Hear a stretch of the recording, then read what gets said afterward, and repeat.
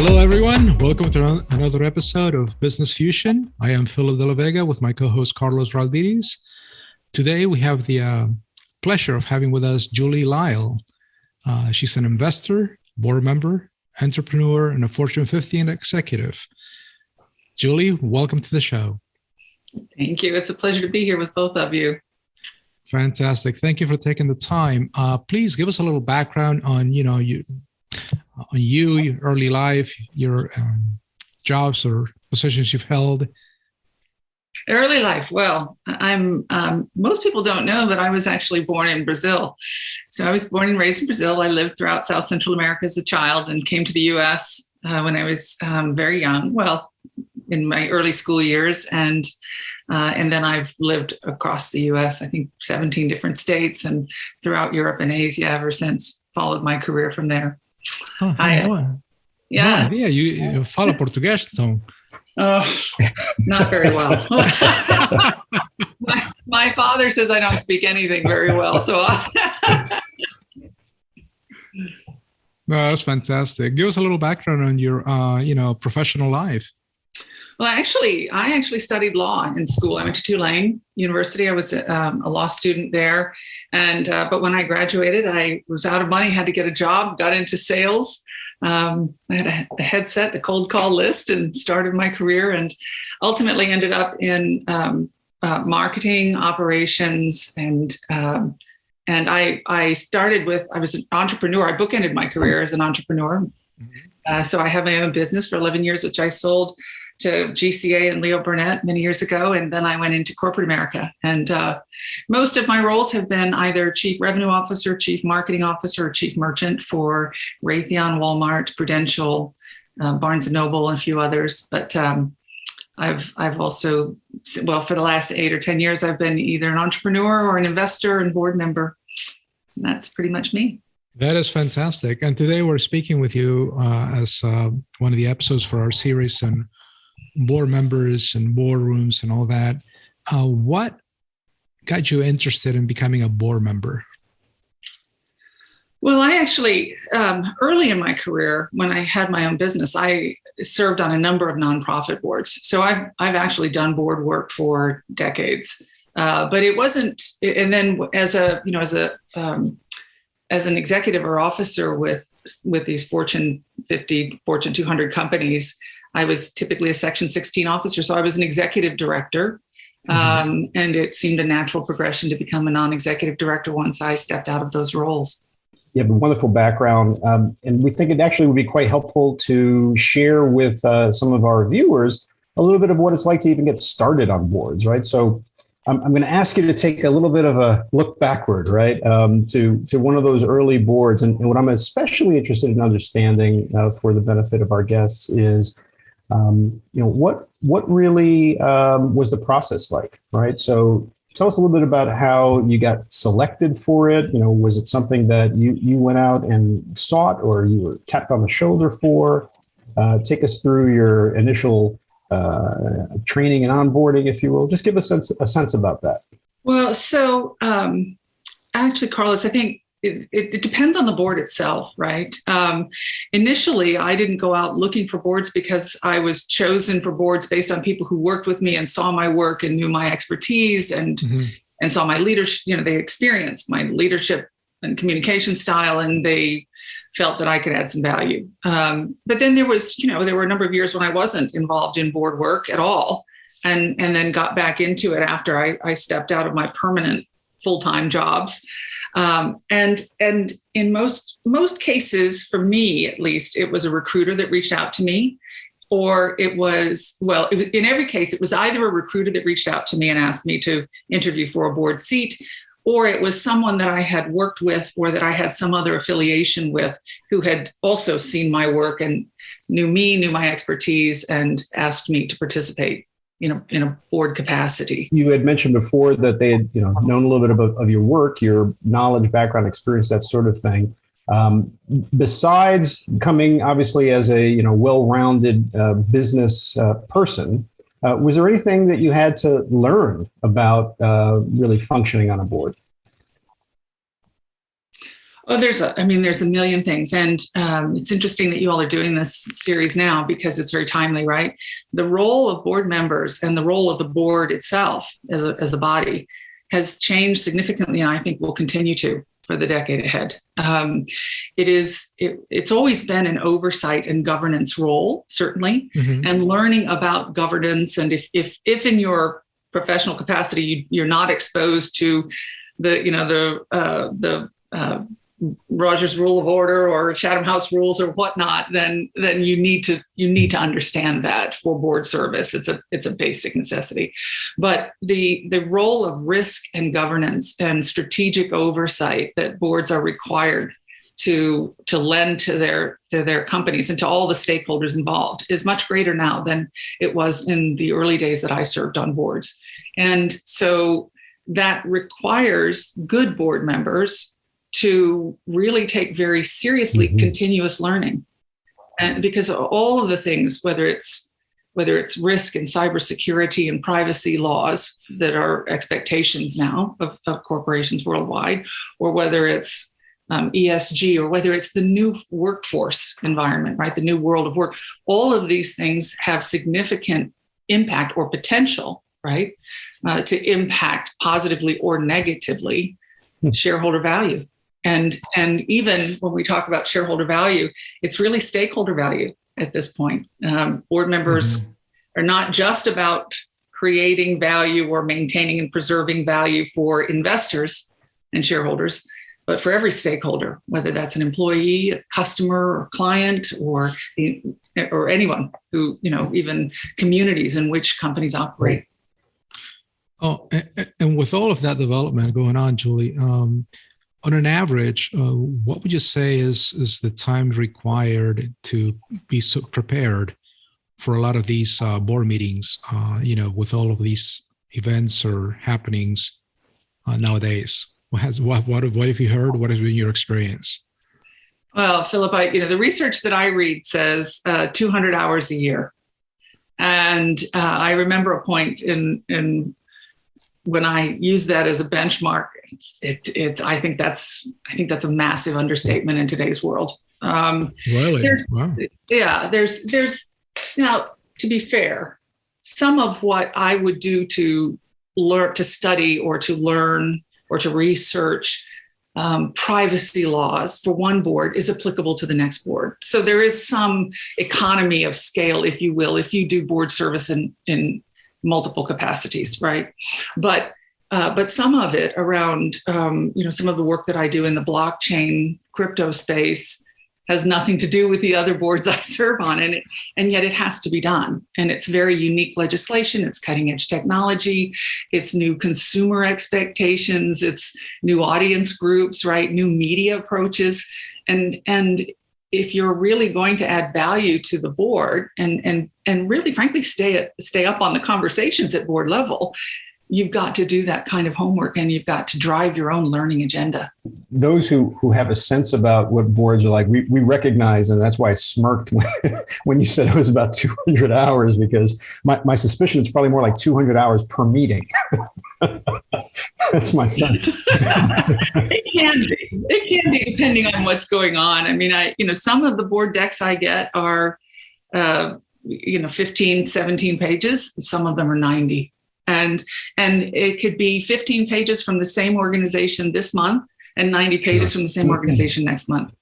And they all have different seasonalities of their business. So some, you're diving into competitive set and market trends in one particular quarter for one industry and another particular quarter for another vertical. It's but time management, I think, is an important skill, to your point about. Give us a sense, if you will, of what it's like to prepare for, a typical meeting. Tell us a bit about, what they send you. You don't have to go into a lot of detail, but a sense of what that is, what your process is like. Just take us through it, if you will. Well, again, it's different for each company, right? And based on what's happening in the industry or world trends or pandemics or what have you. But right, probably a week before the board meeting, maybe ideally 10 days before the board meeting, you get the board deck. And it's usually pretty close to what you're going to review. in the board session itself. If you're a publicly traded company, it's absolutely what you're going to review with very, very few changes, because obviously that is being published for the street and analysts and others. But you'll have your financials, you'll have the CEO's strategic overview of what the key issues are facing the business.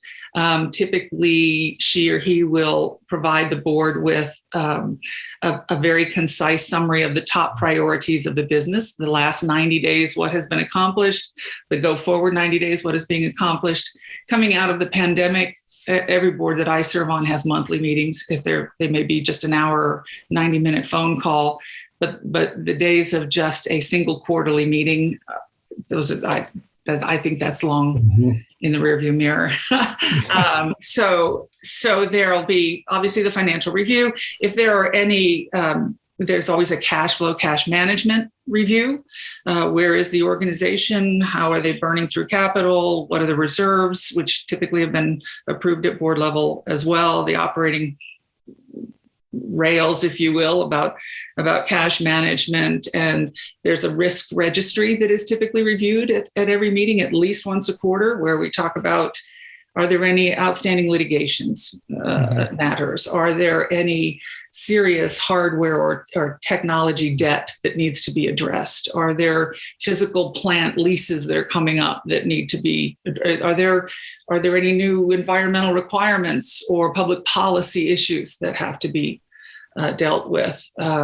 Anything that could be either business disruptive, reputation disruptive, or have what we would call a material financial impact on the business. So that's what you would review up to the meeting. But I think for good board members, ones that really take their work very seriously, the bulk of the challenging work happens not in preparation necessarily for the meeting, but in keeping yourself abreast of what's going on in the sector and in the space, looking at what the competitive set is doing.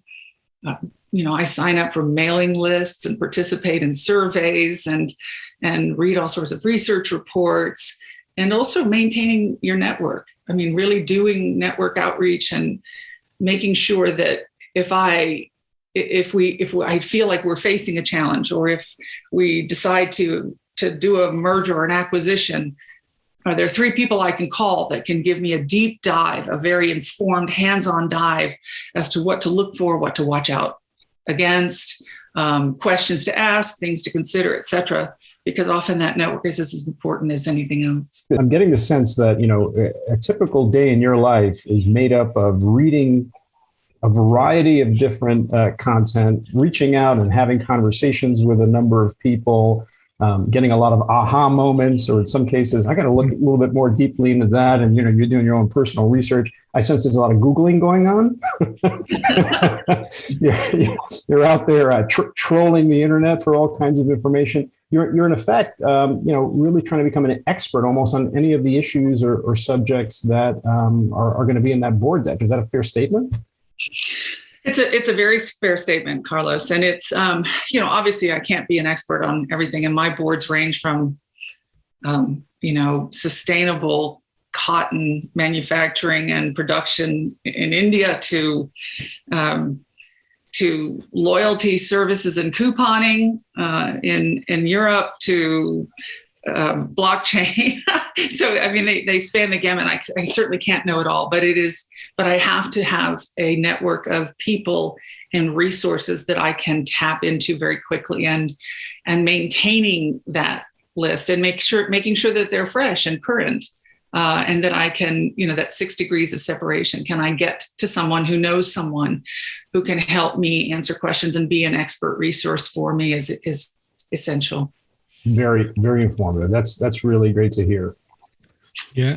And with that, though, what comes to mind, Julie, is one of the aspects, especially when it comes to public companies, I get the fact that many times, especially nowadays with so many developments, whether it is political, economical, and pandemic and all that, we need to be more hands-on. But is there a risk of overreaching the board responsibilities and that of the CEO or the executive team? Do you guys, do you see that at all, or have you encountered something like that? I have, and I would say for people in my particular functional discipline of marketing and operations, and I would say the same is true of IT. Mm-hmm. It's a challenge, and it's one that can be very disruptive at board level. And I find that people with these disciplines have a particularly difficult time keeping arm's length and understanding that we're there for governance and oversight and strategic outlook, as opposed to hands-on operational management. And I have found myself in several boards saying, hang on, that's not our purview. That's why we pay the executive team to do that.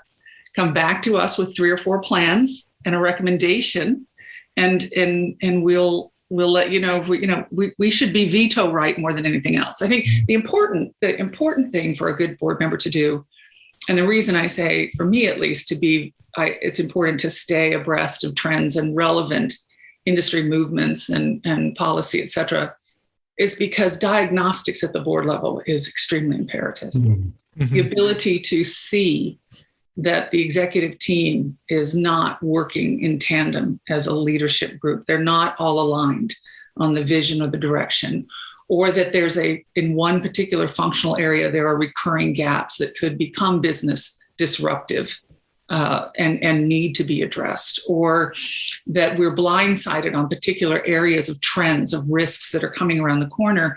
And because the leadership team and the business itself is so focused on, everybody I know is working 2 full-time jobs, right? But they're not able to stick their head above the parapet and look around corners and see what might be coming, and at least identify that potential risk and somehow calendarize when they will address it. It's not for us to throw it into the exec comm agenda and tell them how to deal with it or how to address it. It's more to simply be sure it's on their radar. You've given a great example of how it's, how a typical board member is likely to react when you see something getting a little bit too close to the business. But give us a sense of what the board meetings are like. So you give us a sense of how you prepared, but now give us a sense of what the board meetings are like, right? So do you guys meet in person these days, or are you still on kind of virtual meeting schedules? Tell us what happens when you get there. Most of the meetings most of the boards that I participate in have been doing virtual meetings now since the pandemic. In fact, I will leave next week to go to Europe for one of my board meetings, and I'll be there for a full week. But that's the first. Well, I was there in October, but most of the board meetings are still virtual and can be done virtually. I actually think it's probably easier for boards to function virtually than it is for leadership teams, because we're not building camaraderie between ourselves and having to deal with day-to-day issues like an XCOM would have to. So it's very, very easy to do virtually. But in terms of the dynamics of the board meetings, I think they very much reflect the culture of the company, and certainly the culture of the CEO, right? The CEO hires the board member. I mean, you certainly have nom-gov committees on a board, but in many cases, and it depends on the organization. If it's a privately held company that is largely governed by the investors or the lead investors and shareholders, then they typically are defining the board culture and identifying the board members and allocating those seats. In a public company, obviously, it's much more broad and much more of a public and voted role, if you will. But the culture of the organization defines how the meetings go. Sometimes they're very direct and bold and aggressive and in your face, and sometimes they're very quiet and passive and thoughtful. The executive committee, different members of the executive committee either serve on the board or participate in board meetings and do deep presentations on one particular area of expertise or not. Often there are external, whether it's accountants or whether it's cybersecurity risk specialists, or it could be HR consultants and advisors that come and do deep dive presentations from time to time to give us a better look at what's happening outside the organization or trends that we should consider strategically for the business. So but the meetings are always, the agendas are very tight. They're very full. They're managed very carefully, ideally by either the secretary or the chairman or both, usually both. And decisions are on the best boards are spelled out. Decisions that need to be made are spelled out in the materials you receive in advance. And so you can be as prepared as possible for thoughtful conversation and discussion and sometimes dissent. But you can at least not become the bottleneck as a board and keep the business moving forward. Got it. No, that's great. One of the questions that perhaps some of the audience may have is the tenure for a board member.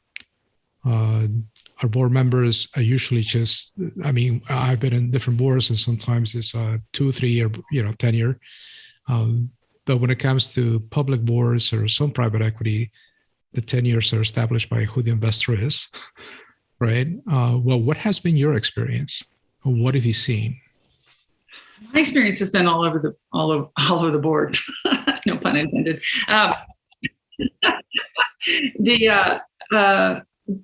Typically, I think 2 to 3 years is, well, less than 3 years, to my experience, is too little. Perhaps in a very, very young startup organization, 2 years, maybe 3 years is plenty. I also think that 10 years is too much. I think at the point of 10 years, you have formulated such opinions based on the history and the rearview mirror of the organization. Mm. And you, at the very least, I think the best run boards, and this is true even in the nonprofit space, rotate their people off in 3 groups, if you will. So, 1/3 of the board has always been on that board for the longest period of time. 1/3 is brand new and 1/3 has been there for a few years, but not yet an expert. And so you always have new thinking, you have very deep institutional knowledge, and you have a brand new, fresh set of eyes that are just coming in and asking a million questions and challenging the old way of thinking. But I think less than 3 years, you're still just learning the organization. And more than 8 years, we're getting a little long in the tooth. It used to be that a lot of the board members had either an operational or financial background, either sales, marketing, finance, or maybe operations, and that was it. Do you see different disciplines being sought by boards right now to join their boards? Absolutely. When I first started board work myself, Philip, that was my experience too. It was legal or finance, and then probably a founder or someone who was just steeped in whatever the core industry was. But otherwise, the other disciplines weren't represented. And what you see now is the expectations of board members representing the interests of all stakeholders has changed the complexion of the board itself.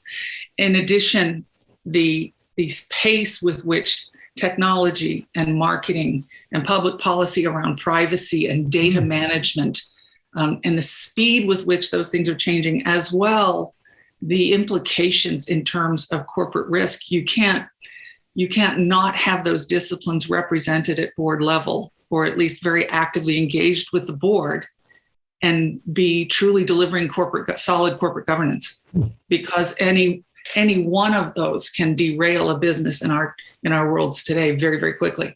I also see an emerging trend, which is a challenge, and it's a discussion that I have in a number of my boards, and that is, I think the typical age of a board member is about 55. But that's when they begin their board career. Mm-hmm. Today's workforce and customer base is getting significantly younger. And how we take inexperienced board members that represent the mindset and the psyche and the experience and expectations of that very important stakeholder group and have them engage at board level, but with the maturity to be able to know when to put, fingers in and hands off is a challenge. But that voice is an important voice at the board level. And we're in several of the conversations I have, we're trying to figure out how to bridge that gap. And just to follow up on that, because you're talking about specifically the demographics aspect of it, but also in the psychographics, which has to do a lot with how people communicate, connect, and does it make sense? Do boards? Let me state this differently. There's a lot of other businesses that may not be in technology per se, but over the last easily 10 years, there has been, or there should be, more of a digital transformation. And whether it's manufacturing, whether it is on services, how often has your experience been where boards go outside of their industry expertise to get other type of expertise, other players that may bring something completely different to refresh that trend of thought or culture? They're doing it more and more these days, but I would tell you not often enough. It's changing, and the pace of that change is accelerating. But realistically, it's just natural for the board to try to bring people in that know the sector and know the space very deeply, especially because at the 40,000 foot level where the board typically operates, there's so much education that has to happen if you don't come with some base of experience. And it's, and it is hard to even though we do have monthly meetings, the vast majority of conversations around finance, it still is, and governance, and it always will be. And so we don't, at the board level, discuss the deep operational challenges or the supply chain challenges that face one sector or another, unless they're in a very timely way. And it's, again, very high level strategic decision making. And so if you're trying to learn the sector or the business by attending the board meetings, it's not going to happen. That's where it goes back to you have to manage your own learning agenda in between the board meetings rather than just prepping for them. Just to follow up on that, I mean, I get that, and I appreciate the honesty as far as the financial aspect of it. But as a recovering CFO, the financial outcome of the business, that's just a result of some of the activity or lack thereof in the business. Right. And yet what you're saying is nowadays we're still measuring it's just the financial outcome. We're not addressing really the root of the problem. It's just we're measuring the outcome. It sounds a little bit limiting, if you will. It's just my comment. So I wouldn't say we're only measuring the financial outcome. I think the challenge is that typically a board will do a deep dive at each session on one or two topics. Mm-hmm. But if you're only doing it, let's just say in the course of the pandemic, if you're doing a deep dive on supply chain, even if you do it twice a year, you can imagine what changes every 6 months, right? You can only be so knowledgeable about that particular company and that particular supply chain and the particular issues that are surrounding it. And the same with competitive environment, right? If we do a deep dive into the competitive set, if you might be single channel one board meeting and dual channel the next board meeting and omni-channel the third session. There's a big gap in between times that you're running the business, and a lot happens. So I guess my point is, it's a delicate balance to bring external point of views, and I think most boards want to bring that expertise and that fresh set of challenges and eyes and conversations to the boardroom. But there's also a lot of industry-specific knowledge and expertise that helps us make informed and wise decisions just based on an experience set that is relevant, that is difficult to achieve in training outsiders to understand the dynamics of business as well. I mentioned earlier the networks, right? Sure. The networks of resources are difficult for folks that don't have some level of engagement in the industry at hand. We had Larry King on recently. Larry, and one of the things he talked about was the increase in the number of advisors or advisory boards that are being kind of attached, if you will, to core boards of directors, particularly around some of the trends and some of the issues that we're seeing. precisely because of what you've described, right? I mean, a typical board member has a knowledge base, but they don't know everything. And increasingly, a lot of the things that are affecting businesses of all types required quite deep knowledge, right? Are you seeing that in your work? Are you seeing the use of more advisors and advisory boards? I am, especially in more mature organizations that are either opening new product lines or new markets or facing new challenges, competitive threats. I personally have served on 2 such advisory boards. One was a digital transformation advisory board. Very hands-on, much more hands-on, a very different dynamic than the board itself for a pharmaceutical company. And then one was an advisory board for a company that was preparing for FDA approval in a new market launch. And they needed hands-on expertise from a group of functional experts that could help them build out strategy and vet it at board level before it was taken into the executive committee room. Well, Julie, you've given us a great sense of what it's like to become a board member, be a board member. We are also interested in understanding some of the things that will likely affect board practice or certainly some of the topics that will be on boards' minds, if you will, or the minds of board directors. So we're going to rattle a few off, and it would be wonderful if you could just tell us, I think that is something that we'll be thinking about. No, I don't think it's anything, or maybe. And then after we've gone through the list, it'd be wonderful if you gave us a sense about what you think is the most important issue that seems to be coming up now. Is that fair? Okay, feels a little like stump the moderator, but I'm game. No, trust me, we don't want to stump. And by the way, for the benefit, of our listeners and viewers, these trends are 2022 trends, basically by Forbes. So here we go. All right. So board focus shifting from the monitoring of management to becoming a resource or even an extension of management. What they call the demise or adjustment of the nose in, fingers out premise or philosophy. What do you think? Is that a yes, no, or maybe? I think yes, especially because there's quite a bit of turnover now in the workforce as a rule. I know in the last 3 years, I've had 2 of my boards ask me to step in as an interim CEO.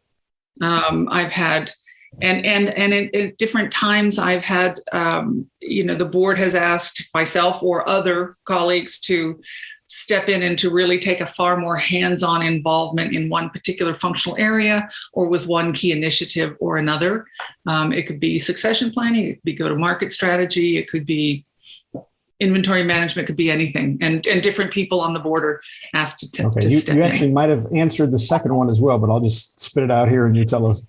Board spending more time on business resiliency. So specifically guiding management to have plans in place to minimize risks due to COVID, supply chain issues, low unemployment, the inflation rate. Absolutely. It's those kinds of things. Just again, the pandemic and the challenges that are just going on in the work environment as a whole are more than the executive leadership teams can say grace over. And so I think it is the board's role to try to see around corners wherever possible and spot trends or eventualities that the ExCom should consider. Boards helping management adjust to the recalibration of the traditional workforce employer relationship. So just by way of background, what that is really getting at is how the Great Resignation, for example, is affecting companies. Absolutely. I serve on one NomGov committee and one REMCom committee, and it's an absolute top priority to think about what is the new workforce, what is the new work environment. The way we used to work together is a thing of the past, and understanding how we can create an environment where we attract, retain, and engage very successfully a motivated workforce is top of conversation at boards. Boards placing greater emphasis on the E in ESG, with boards overseeing new requirements due to climate change for management in terms of programs, metrics, or disclosure. So I would say, I don't know that I agree with the emphasis on E. More of an emphasis than in the past, absolutely, and gaining momentum, but not necessarily at the expense of S&G. These are all highly visible, politically charged platforms that employees, customers, communities will not tolerate anyone turning a blind eye to. Okay. Two more. Boards helping management adapt to or benefit from technology changes, particularly the rise of artificial intelligence, cryptocurrency, cybersecurity. All of that. There are cybersecurity and risk mitigation conversations at, I think, every board meeting I have. It is absolutely paramount. Cyber attack and cyber threat is paramount. It's even with the most sophisticated IT departments and well-resourced IT and data management departments, staying abreast of every new development, new technology around IT, cybersecurity, privacy, blockchain, the rest of it, decentralized finance. There's no way that any one group can do it. And the leadership teams are always happy to say, bring us your best thoughts, as long as you don't just flood us with. At the end of the day, they have a business. So in other words, technologists sign up for advisory boards now. Advisory boards. That's right. Okay, here's one final one. Boards leading changes to codes of conduct, due to recent issues in the news, Russia, obviously, sexual harassment, changes in diversity, points of view. Thoughts on that? Well, obviously, there are fortunately wonderful trends around driving diversity into the boardroom, and there have been for years now heightened sensitivity, and it should continue to heighten around not only diversity but codes of conduct, sexual harassment, the rest of that. I can't imagine a company that doesn't realize that the days of the good old boy network and inappropriate behavior is gone. And it's part and parcel of risk management. And, there's a million studies that show that diverse boards, where you not just give a seat to a diverse candidate and participant, but where you give a voice and a safe place to contribute, those kinds of diverse perspectives of thought and participation drive the most profitable companies and ultimately return the best experience for every stakeholder. And that's ultimately the responsibility of the board.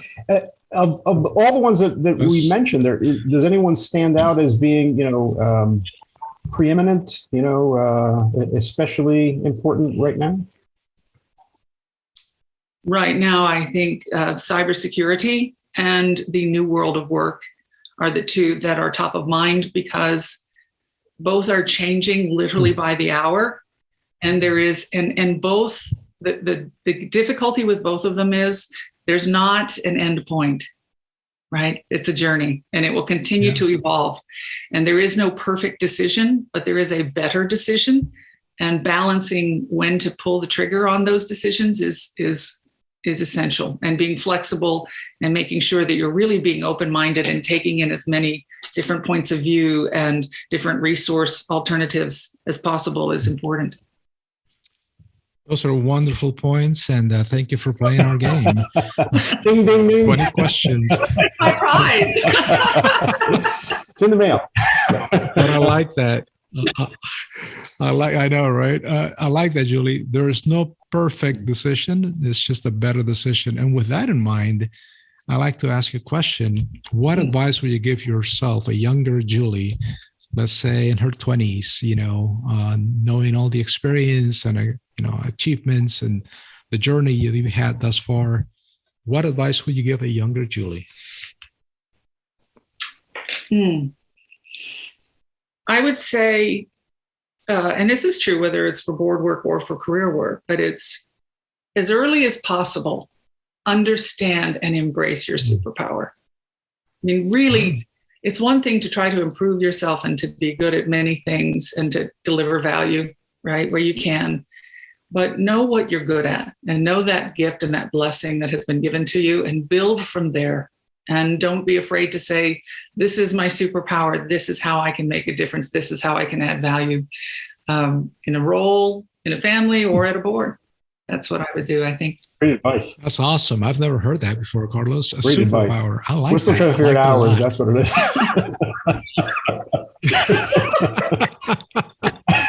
Podcast host. We're trying. We're trying our best, folks. Julie, this has been a wonderful, wonderful episode. Thank you so much for taking the time. Carlos, any last words? Same thing. Thank you so much. I mean, your transparency around what it's like to become a board member, be a board member, the types of issues that are coming up have been, very, very revealing. We appreciate your honesty and your transparency around that, and obviously for taking time. Our guests really are made up of three different categories of people. There are executives. We've got people who are looking to get into executive ranks, and we have people who are just, getting into organizations now. And I think your information has probably, provided lots of thoughts for them about what they can potentially think about from a career perspective. So we appreciate that. Oh, my pleasure. I hope I was able to add some value. I feel blessed if I was. So thank you so much for the opportunity. It's lovely always spending time with the two of you. It's been our pleasure. Well, folks, this has been our episode today with our wonderful host, Carlos, and our guest, Julie Lyle. Until next time, folks, please like, comment, subscribe, and until then, be good and do good. Bye-bye. Awesome.